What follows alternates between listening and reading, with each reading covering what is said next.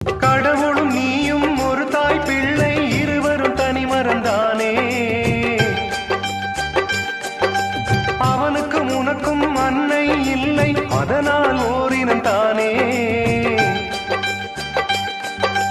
நதி என்றால் நுரையுண்டு, வாழ்வென்றால் குறையுண்டு.